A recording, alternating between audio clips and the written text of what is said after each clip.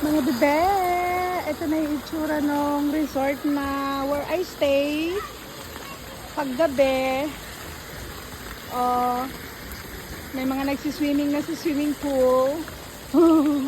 Takot ako sa chlorine, kaya okay lang na hindi ako maglublob kasi kaninang umaga ang dami nilang nilagay. So, show ko lang sa inyo, oh, ayan, ang ganda, diba?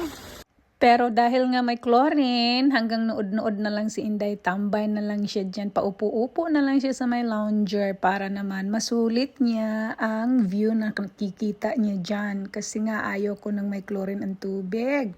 Ayan yung mga ano nila, rooms. Ang saya-saya ng mga bata kasi nga ang galing naman ng ano nila. Meron silang mini waterfalls, tapos may ilaw sa baba. Binuksan pala yung ano nila, mga fountains. Tapos dito, ayan na yung dagat. Madilim sa side na ito.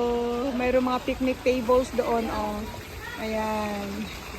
Pwede mag-inom-inom dyan. May mga day customers din sila, guys. Mga bibe. Ang dagat, kanina hanggang dito yan.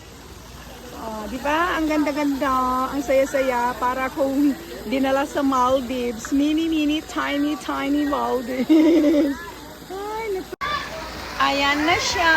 Madilim nga lang, pero kita nyo yung ilaw. Okay lang na hindi niya ko kita. Basta nakita nyo yung kabuuan ng nasa likuran ko.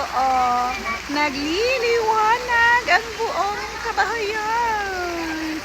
Busy ang aming paliguan. Kaya naman si Inday ayaw sumingit kasi nga marami nang naliligo. Nagsawa naman din ako, guys, sa swimming ko sa dagat sa Cebu. Kaya okay lang, di ba?